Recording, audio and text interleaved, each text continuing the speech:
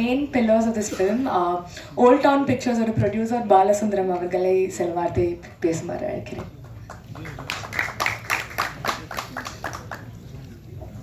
Press people எல்லாருக்கும் வணக்கம். தமிழ்நாட்டில் இதுதான் ஃபஸ்ட்டு தடவை ஸ்டேஜில் ஏறி பேசுகிறேன். ஏதாவது நர்வஸ்னஸோ இல்லை ஏதாவது மிஸ் பண்ணிட்டேன் அப்படின்னா கோச்சுக்காதீங்க. இந்த படம் ஓல்ட் டவுன் பிக்சர்ஸ் வேணரில் பண்ணணும் அப்படின்றதுக்கு மெயின் ரீசன்னா நான் ஃபஸ்ட்டு சென்னைக்காரன் கிடையாது, கடலூர்காரன். கடலூர் ஓட்டினா ஓல்டு டவுன்.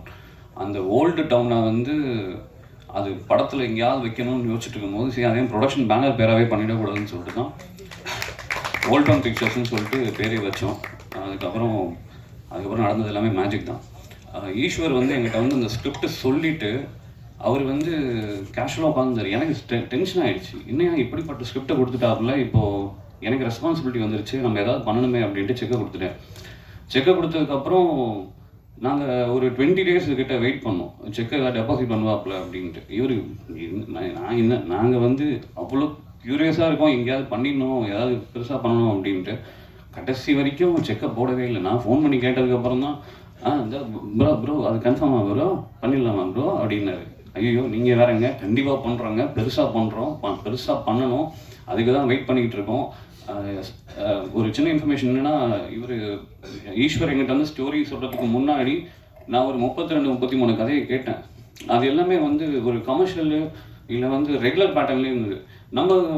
நானும் இந்த ஐடிலாம் ஒர்க் பண்ணிவிட்டு இந்த இங்கிலீஷ் படத்தெலாம் அதிகமாக பார்த்துட்டு கொரியன் ஃபிலிம்ஸ்லாம் பார்த்துட்டு ஏதாவது வித்தியாசமாக ஒரு படம் வந்ததுன்னா பண்ணுவோம், இல்லைனா வந்து நம்ம சீரியல் பண்ணிகிட்டு இருக்கோம், நல்லா வந்துட்டுருக்கு, அதை அப்படியே பண்ணுவோம். ஏன்னா அது வந்து காலையில் மேனேஜர் பார்த்துப்பாங்க, நைட்டு போய் சும்மா அப்படியே ஹாய் பை சொல்லிட்டு வந்துட்டா அக்கௌண்ட்ஸை பார்த்துட்டா போதுன்ற அளவுக்கு ரிலாக்ஸ்டாக உங்கள் வாழ்க்கையை தான் வாழ்ந்துக்கிட்டு இருந்தேன்.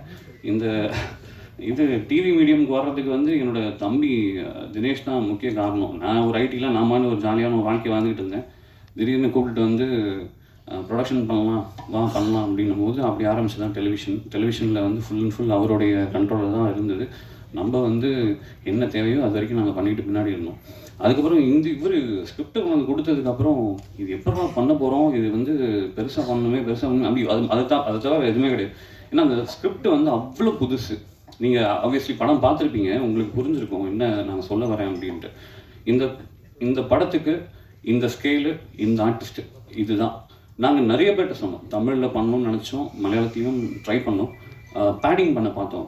ஆர்டிஸ்ட் எல்லாத்தையும் ஒரு கிராஃப் செட் பண்ணணும், இந்த படத்துக்கு ஒரு கிராஃப் இருக்குது. ஏன்னா ரைட்டிங்கில் அவ்வளோ இருக்குது. ஒரு மனுஷன் வந்து ஒரு ஃபஸ்ட்டு படம் வந்து பெருசாக போகல அப்படின்னா கூட பரவாயில்ல, அந்த படம் எப்படி அதுக்கான ஃபீட்பேக் என்னென்னே தெரியும். ஏன்னா தியேட்டருக்கு வரல, ஓடிடினாலே ஆப்வியஸ்லி வியூஸ் அதிகமாக இருக்கும், பட் ஆனால் அவர் ரெஸ்பான்ஸ் ஆடியன்ஸ்ட்டு வந்து என்ன இருக்குன்றது புரிஞ்சிக்க முடியாது. அந்த மாதிரி ஒரு கன்ஃபியூஷனில் இருந்த ஒரு மனுஷன் வேறு மாதிரி ஒன்று எழுதியிருக்காப்புல அப்படின்றதுனால நாங்களும் எங்களால் முடிஞ்ச ஒரு 100% கொடுக்கணும், இது கிராஃப் செட் பண்ணணும், ஒரு இது பண்ணணும்னு தான் நாங்களும் முதல்ல வந்து பிளான் பண்ண முதல் நாள்லேருந்தே எங்களுக்கு வந்து நிறைய பிரச்சனை. ஏன் இந்த டைரக்டரு, ஏன் இந்த ஹீரோ, ஏன் இந்த எதுக்கு இவ்வளோ பட்ஜெட்டு, ஒரு சீரியல் ப்ரொடியூசர் நீ எதுக்கு போய் படம் பண்ணுற, உனக்கு படம் பண்ணதுக்கு என்ன தகுதி இருக்குது, இதை கேட்காத ஆளே கிடையாது. ஒரு 100-200 பேர் கேட்டிருப்பாங்க. அவங்க எல்லாருக்குமான பதில் இது வரைக்கும் நான் சொன்னதே கிடையாது. அது என் படத்தோட ட்ரெய்லர் ரிலீஸ் ஆகும்போது அவங்களுக்கு புரிஞ்சிருக்கும். அதே மாதிரி கான்ட்ரவர்ஷியலாக மீன்ஸ் உங்களுக்கு ஒரு சும்மா ஒரு பிட்டு ஒன்று போடலான்டா, இந்த 2 எழுத்து நடிகர், 3 எழுத்து நடிகர், 4 எழுத்து நடிகர், 2 பேர் கொண்ட நடிகர்கள் அத்தனை பேருக்குமே இந்த கதையை வந்து தமிழில் சொல்லியிருக்கோம், தெலுங்குலையும் சொல்லியிருக்கோம். இந்த கதையில் ஒரு பேப்பரில் ஒரு வேர்டு மாற்றக்கூடாது. அதை யார் ஒத்துப்பாங்களோ அவங்க தான் இந்த படத்தோட ஆக்டர்ஸ். இதை டிசைட் பண்ணியாச்சு. அதுக்கு வந்து எனக்கு சத்யதேவன் வந்து நான் வந்து ஃபஸ்ட்டு அந்த நரேஷன் டைமில் அவருடைய எக்ஸைட்மெண்ட் பார்த்துட்டு அதாவது இந்த படத்தில் அசோசியேட் ஆன எல்லாருமே சொன்ன ஒரே ஒரு விஷயம், எழுதுனதை மாற்றக்கூடாது. அதே தான் சத்யாவும் சொன்னார். ஈஸ்வர் வந்து நாங்கள் வந்து இன்டர்னலாக நாங்கள் பேசிப்போம், இது இப்படி பண்ணலாம் அப்படி பண்ணலாம், கிராஃப் கொஞ்சம் மேலே ஏற்றிக்கலாம், இல்லை ப்ரொடக்ஷன் வெளியாக பெருசு பண்ணிக்கலாம், இதெல்லாம் நாங்கள் பேசுவோம். பட் ஆனால் அது எல்லாமே அக்செப்ட் பண்ணிக்கிட்டு அதை வித்தின் ஒரு கொஞ்சம் பெரிய பட்ஜெட் தான், அந்த பட்ஜெட்டுக்குள்ளே எப்படி உட்கார வைக்கணும், அக்காமடேட் பண்ணணுன்ற அந்த விஷயத்த 200% எஃபர்ட்னா உழைப்புனா என்னன்ட்டு ஈஸ்வர்கிட்ட கற்றுக்கணும். சீரியஸாக சொல்கிறேன். ஏன்னா ஒரு படம் ப்ரொடியூஸ் பண்ணுறோம் அப்படின்னா நானுமே சும்மா அப்படியே பணம் கொடுத்துட்டு வீட்டில் உட்காராலாம் கிடையாது. காலைல 7 மணிக்கு அவங்க வந்தாங்கன்னா 7:01 நானும் இருப்பேன். நைட்டு ஷூட்டிங் முடிய வரைக்கும் நானுமே கூடவே இருந்து எல்லாமே நாங்கள் A to Z பார்ப்போம். அந்தளவுக்கு எங்களோட டெடிகேஷனும் இருக்கும். நான் வந்து 100 போட்டேன்னா அவர் 101 போட்டுருவார். அவர் 101 பண்ணார்னா நான் 102 மீன்ஸ் அந்த எஃபர்ட்டை சொல்கிறேன். அந்தளவுக்கு ஒரு எஃபர்ட்டு. அனில் வந்து ஒரு ஒரு மான்ஸ்டர் எடிட்டர், சீரியஸ்லி சொல்கிறேன். அன்டவுட்லி அவர் மாதிரி ஒரு எடிட்டர் வந்து, ஏன்னா இந்த படத்தை வந்து ஒரு 3-4 வருஷம் நம்ம பண்ணியிருப்போம், க்ளோஸ் டு ஒரு 4 வருஷம் கிட்ட பண்ணியிருப்போம். ஆனால் ஃபைனல் வெர்ஷன் லாக் பண்ணும்போது வந்து எங்களுக்கு வந்துட்டு வெரி ஹாப்பி. நாங்கள் வந்து இந்த சும்மா அந்த எடிட் டேபிளில் போட்டு பார்க்கும்போதே தெரிஞ்சு பெரிய ஹிட் அப்படின்ட்டு. இந்த டிசிஷன் ஆஃப் இந்த படம் வந்து மல்டி லாங்குவேஜ் பண்ணணும் அப்படின்ற எல்லா விஷயமுமே கதை கேட்ட அந்த நாளே டிசைட் பண்ணது. எதுவுமே முதல் நாள் படம் எடுத்ததுக்கப்புறம் டப்பிங் பண்ணிக்கலாம் அந்த மாதிரிலாம் இல்லை. ஒரு டப்பிங் பண்ணணும்னா ப்ராப்பரான கம்பெனியில் கொடுக்கணும் அப்படின்னு சொல்லிட்டு தமிழில் பண்ணும்போது அசோக் சார்ட்ட கொடுத்தோம். அதே மாதிரி இந்த படத்தோடைய அனௌன்ஸ்மெண்ட் போஸ்டர் நீங்கள் இப்போ கூட கூகுளில் போய் பாருங்கள். இந்த படத்துக்கு வந்து நாங்கள் வந்து பூஜையே போடல தெலுங்கில். அது வந்து ஏன் போடல அப்படின்றதுக்கும் ஒரு ரீசன் இருக்குது. என்கிட்ட தெலுங்கில் ஒரு ப்ரொடியூசர் சொன்னாப்புல, நான் ஃபஸ்ட்டு இன்விடேஷனை கொண்டு போய் அவர்கிட்ட கொடுத்தேன். அவர் வந்து அந்த இன்விடேஷனை வாங்கி பார்த்துட்டு அதில் வந்து ஈஸ்வர் கார்த்திக் கூகுள் பண்ணி பார்த்தாரு, சத்யதேவ் பார்த்தாரு, தனஞ்சய் பார்த்தாரு. Okay Sathyaraj sir okay okay அப்படின்ட்டு எல்லாம் பார்த்துட்டு கிழிச்சு போட்டு, இந்த படம் நீ பண்ண தெரியல தான் இப்போ வெளியே போய்ட்டுட்டார். ஏன்னா முதல் நாள் ஒருத்தன்ட்டு ஃபஸ்ட்டு போய் இன்விடேஷன் கொடுக்குறோம் இப்படி சொல்கிறாரேன்னு சொல்லிட்டு நான் அப்போ வந்து ஈஸ்வர்கிட்ட சொன்னேன், படத்துக்கு பூஜையும் கிடையாது ஒன்றும் கிடையாது, ஸ்ட்ரைட்டாக ஷூட்டிங் போகிறோம். என்றைக்கு படம் ரிலீஸ் ஆகி வெளியில் வந்து டாக் ரேட் ஆகுதோ அன்றைக்கி ப்ரெஸ்ஸில் பேசிப்போம், அது வரைக்கும் பேசக்கூடாது. அந்த ஒரே ரீசனுக்காக தான் இந்த படத்துக்கு நாங்கள் வந்து தமிழில் வந்து பெரிய ப்ரமோஷன் ஃபஸ்ட்டு பண்ணவே இல்லை. எல்லாருமே கேட்டாங்க, டிஸ்ட்ரிபியூட்டர்ஸ் வரைக்கும் எல்லாரும் ஏங்க பண்ணலன்ட்டு. நான் எல்லாத்தையும் சொல்லணும்னு அவசியம் இல்லை. இந்த மேடையில் நான் சொல்கிறேன், ஒருத்தங்க எழுதின கதையை ஒரு ப்ரொடியூசர் இவ்வளோ தூரம் நம்பி, நானும் ஒரு 3 வருஷம் இந்த கதையோட ட்ராவல் பண்ணியிருக்கேன். இவ்வளோ தூரம் எல்லாருமே எஃபோர்ட் போட்டு ஒரு விஷயம் பண்ணுறோம் அப்படின்னா யாருமே அனாவசியமாக போடல. யாரோட பாக்கெட்லேருந்து வர ₹1 எல்லாருக்குமே கணக்கு இருக்குது. அதுமாதிரி நாங்கள் போடுற பணத்துக்கும் அது ஒரு கணக்கு இருக்குது. சும்மா ஜஸ்ட் லைக் தட் போட்டுற முடியாது இல்லையா? ஸோ இன்றைக்கி இந்த ஜீப்ராவை தமிழ் மக்கள் எப்படி ரிசீவ் பண்ணியிருக்காங்கன்னு பார்க்கும்போது ரொம்ப ஹாப்பியாக இருக்குது. ஏன்னா இது கம்ப்ளீட்டாக ஒரு 70-80% பீப்புள் வந்து எல்லா டெக்னீஷியன்ஸுமே தமிழ் டெக்னீஷியன்ஸ் தான். பட் தெலுங்கில் ஏன் பண்ணணும் அப்படின்னா அதுக்கான இந்த படத்தை பண்ணுறதுக்கான கிராஃபு, அதுக்கான பட்ஜெட்டு, அதுக்கான ரெக்கவரி, இது எல்லாத்தையும் கால்குலேட் பண்ணும்போது இது இப்படி பண்ணால் தான் கரெக்டாக இருக்குன்ற டெசிஷன் வந்து கிட்டத்தட்ட வந்து ஷூட்டிங் போகிறதுக்கு முன்னாடியே ஃபிக்ஸ் பண்ணிட்டு தான் அதை நாங்கள் பண்ணோம். அதுக்கப்புறம் இந்த படத்தோடைய மிகப்பெரிய ப்ளஸ்ஸே வந்து மியூசிக் தான். ஃபஸ்ட்டு நாங்கள் வந்து ஓல்டுவாக போய் ரகுமான் சார்ட்ட தான் கேட்டேன், சார் பண்ணித்தர முடியுமான்ட்டு. ஸ்கிரிப்ட்டு வந்து கேட்கணும், பார்க்கணும் அப்படின்னு சொல்லி படிக்கணும் அப்படின்லாம் சொன்னாங்க. அப்புறம் வாய்ஸ் நோட்லாம் அனுப்பிச்சோம். சாருக்கு ஆக்சுவலாக பிடிச்சிருந்தது. அதுக்கப்புறம் இன்னும் தெரியல, அது கொஞ்சம் கரெக்டாக கனெக்ட் ஆகலை. அதுக்கப்புறம் அப்படியே தள்ளி போயிடுச்சு. நெக்ஸ்ட்டு யார்கிட்ட கேட்கலான்னும் போது ரவிபூதி சார் தான். நீங்கள் இந்த படம் ரிலீஸ் ஆகிட்டு இன்றைக்கி பெரிய டாக் இருக்குது, அதனால் வந்து இன்றைக்கி எல்லாரோட பேரும் நோட்டபிள் இருக்குது. அன்றைக்கி அது மீன்ஸ் நான் சொல்கிறது வந்து ரிலீஸுக்கு முன்னாடி, அதாவது ட்ரைலர் லான்ச்சுக்கெலாம் முன்னாடி, டீசர் லான்ச்சுக்கெலாம் முன்னாடி ஒரு இன்விடேஷன் நாங்கள் ஒன்று போட்டோம் அப்படின்னா அதில் 2 பேர் தான் வந்து ரொம்ப இம்பார்ட்டண்ட்டாக இருக்கும். ஒன்று ரவிபூசி சார், இன்னொன்று சத்யராஜ் சார். இதெல்லாம் யாருக்குமே தெரியாது. ஆனால் இன்றைக்கி எங்களை எல்லாருக்கும் தெரியிற அளவுக்கு ஒரு ப்ராஜெக்டை கொடுத்துருக்கோன்றது சாட்டிஸ்ஃபேக்ஷனோட நான் சொல்கிறேன். இந்த ப்ராஜெக்டை வந்து ஒரு 27-28+ வந்து போயிடுச்சு. இங்கேருந்து நான் வந்து ஒரு தமிழ் பையன், லாங்குவேஜ் தெரியாது தெலுங்கு, ஃபைனான்ஷியல்ஸ் யாருமே எனக்கு தெரியாது. காரணம் ஹைதராபாத்தில் தமிழ் ஃபைனான்ஷியல்ஸ் வந்து அங்கே வந்து இன்வெஸ்ட் பண்ண மாட்டாங்க. அப்போது வந்து நான் ஒருத்தரை மீட் பண்ணேன். கிட்டத்தட்ட படம் வந்து 35% முடிஞ்சிருச்சு. எஸ்என் சார்னு சொல்லிட்டு ஒரு அமேசிங்கான நான் அப்பா தான் கூடுவார். One of the best human being you can ever imagine. நான் அவரை வந்து ஒரு 8:45 மீட் பண்ணேன். 9:10 அக்ரிமெண்ட் இல்லை, ஒன்றும் இல்லை, செக்கை கையில் போட்டு கொடுத்துட்டாரு. தம்பி நீ பண்ணு, நான் நிற்கிறேன், அவ்வளோதான். நாங்கள் வந்து ஒரு 35%, நான் அவர்கிட்ட சொன்னேன், சார் படம் கிராஃப் கொஞ்சம் நல்லா பண்ணால் இன்னும் பெருசாக பண்ணலாம், என்ன பண்ணணும்? அதான் கொஞ்சம் இன்வெஸ்ட் பண்ணணும். ஓகே, எவ்வளோ?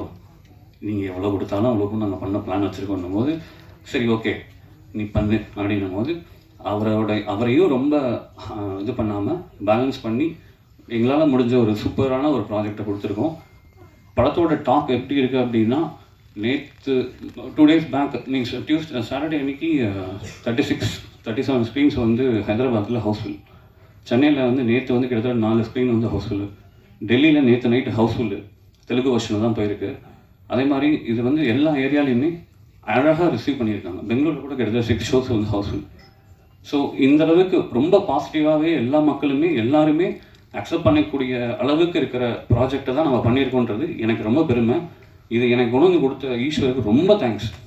ஏன்னா ஈஸ்வர் இல்லைன்னா இது வந்து நடந்திருக்க வாய்ப்பே கிடையாது. அண்ட் ஸ்பெஷலி என்ன நீங்கள் எந்த ப்ரெஸ் மீட் பார்த்தாலும் ஒன்லி நம்ம வெறும் பசங்க மட்டும்தான் இருக்கும், ஏன் ஹீரோயின்ஸ்லாம் கூப்பிடவே மாட்டீங்க அப்படின்னு நிறைய பேர் எனக்கு கேட்டாங்க. எல்லாருமே கேட்டாங்க, ஹைதராபாத்தில் கூட கேட்டாங்க. இப்போது இந்த படத்துக்கான உழைப்புன்னு ஒன்று இருக்குல்ல, அது ரொம்ப பெருசு. அப்போ இதை கொண்டு போய் சேர்க்கறதுக்கான உழைப்பு அதை விட கொஞ்சம் அதிகமான பெருசு. நான் எழுதி தரேன், சத்யதேவ் பண்ண ப்ரமோஷன், தனஞ்சய் பண்ண ப்ரமோஷன் எனக்கு தெரிஞ்சு எந்த ஹீரோஸும் பண்ணியிருக்க மாட்டாங்க. நான் எழுதி தருவேன். உழைப்புனா எனக்கு தெரிஞ்சு ஒரு 15-20 டேஸ் மனுஷன் தூங்கினான்றது கூட தெரியாது. அந்தளவுக்கு ப்ரமோஷன். காலையில் ஏஞ்சி படி இதை நான் பண்ணிகிட்டு இருக்கேன், இது ஓகேவா, இது ஓகேவா, அது ஓகேவான்னு கேட்டுகிட்டே இருப்பார். சரி ஓகேன்னு சொல்லிட்டு ஃபோனை வச்சுட்டு ஒரு 3-4 ஹவர்ஸ் கழிச்சு பார்த்தா அந்த வீடியோ வந்திருக்கும். Amazing work. அதாவது வந்து ஒரு படத்துக்கு நடிச்சுட்டு காசு வாங்கிட்டு வீட்டுக்கு போனால் ப்ரமோஷன் வரமாட்டேன்னு சொல்கிற எத்தனையோ ஹீரோஸும் இருக்காங்க, ஹீரோயின்ஸ் இருக்காங்க. ஆனால் அந்த டைமில் தாண்டி ஜெயிச்சே ஆகணுன்றதெல்லாம் தாண்டி 100% சோல்ஃபுல்லாக ஒர்க் பண்ணது வந்துட்டு தனஞ்சயும் சரி, சத்யாவும் சரி. அண்ட் இவங்களுக்கு வந்து ஒரு டேக்லைன் கொடுக்கணும் அப்படின்னா, darling Dhananjay and sweetheart Sathya. சீரியஸாகவே அப்படி தான் வந்து இவங்களை கூப்பிடணும். Amazing people. சத்யா மாதிரிலாம் வந்து ஒரு ஹீரோஸ் வந்து தமிழ் இண்டஸ்ட்ரி கண்டிப்பாக தேவை. ஒருத்தர்லாம் இல்லை, ஒரு 5 பேராவது வேணும். Amazing people to work with. என்ன சொன்னாலும் கீழே உட்கார சொன்னால் உட்காந்துருவாப்பில். என்ன பண்ண சொன்னாலும், அதாவது ப்ரோ இது இப்படி பண்ணலாமா, அவர் நம்ம சொல்கிறது ஒரு 80% ஒரு 20% ஒரு இன்புட் போட்டு வேறு லெவல் பண்ணிடுவாப்பில். Amazing people to work. I love to work with all these people once again. And writer ஸ்பெஷலாக சொல்லணும்னா நம்ம யுவாவை பற்றி சொல்லணும். Additional screenplay. அண்ட் அவர் இந்த ப்ராஜெக்டை நம்ம வந்து எப்போலாம் வந்து சில சமயம் டவுட் வரும். அந்த டவுட்டெல்லாம் வந்து கேட்டு ஒருத்தர்கிட்ட வந்து நம்ம வந்து கிளாரிஃபிகேஷன் பண்ணிக்கணும்னா வந்து யுவாட்ட தான் கேட்பேன். இதெல்லாம் தாண்டி ஒரு மனுஷன் நம்ம பையன் போய் பண்ணுறான், டேட் இல்லை, ஏதாவது ஒன்று அட்ஜஸ்ட் பண்ணி கொடுத்து அவனுக்கு ஹெல்ப் பண்ணணும் அப்படின்னு நினச்சா Sathyaraj sir please. Sathyaraj sir வந்து இந்த படத்தோட மிகப்பெரிய பில்லர். ஏன்னா நான் சொன்ன மாதிரி தான் அந்த கார்ட்லேயே 2 பேரோட பேர் தான் எங்கள் படத்தை வந்து வெளியில் காமிக்க வச்சது. ஒன்று ரவி பகதூர், இன்னொன்று வந்துட்டு Sathyaraj sir. Amazing human to work with. செட்டில்லாம் வந்து அப்படி ஜாலியாக இருப்பார். அப்படியே நானே வந்து ஏதோ ஸ்ட்ரெஸ் ஆகிட்டு ஏதாவது வேறு லெவலில் இருந்தாலும் என்ன சார் வாங்க சார் பக்கத்தில் வாங்க சார் ஏதாவது பேசலாம் சார் அப்படின்வார். Amazing people. அது எல்லாருமே சொல்லுவாங்க, எல்லாமே plus to work with this people. டெஃபினட்டாக இன்னொரு ப்ராஜெக்டில் இல்லை இது இன்னொரு இதில் கண்டிப்பாக இவங்க கூட அசோசியேட் பண்ணணும்னு நான் ரொம்ப ஆசைப்பட்றேன். ஏன்னா உழைப்பு அவ்வளோ இருக்குது, அதுக்கான அவுட்புட்டை நீங்கள் பார்த்துருப்பீங்க. Thank you so much. அண்ட் ஒரு சின்ன இன்ஃபர்மேஷன் மட்டும், யங் ப்ரொடியூசர்ஸ் இல்லை வந்து நியூ ப்ரொடியூசர்ஸ் இல்லை வந்து அப்கமிங் ப்ரொடியூசர்ஸ் யாராவது வரணும். ஏன்னா எஸ்டாப்ளிஷ் ப்ரொடியூசர்ஸ்லாம் தெரியும். நான் பட்டதுனால சொல்கிறேன். அக்ரிமெண்ட் போடும்போதே எல்லார்ட்டையும் வந்துட்டு ப்ரொமோஷனுக்கு வந்து இத்தனை நாள் வரணும், ப்ரொமோஷன் வந்து ரோட் ஷோ வந்தாலும் வரணும், அது வந்து இப்படி தான் இருக்கணுன்றது எல்லாமே டிஃபைன் பண்ணி போட்டிருக்கேன். ஏன்னா ப்ரொமோஷனுக்கு வந்து நான் வரமாட்டேன், இவங்க இன்டர்வியூ பண்ணால் தான் நான் வருவேன், இவங்க வந்து எனக்கு இன்டர்வியூ பண்ணணும், எனக்கு வந்து என்னுடைய காஸ்டிங் வந்து இது, என்னோடய மேக்கப் மேன் காஸ்ட் இது, இதெல்லாம் சொல்கிற மாதிரியாக இருந்தால் உங்களை அவாய்ட் பண்ணிவிடுங்க. நாங்கள் அதுதான் பண்ணியிருக்கோம். Thank you so much.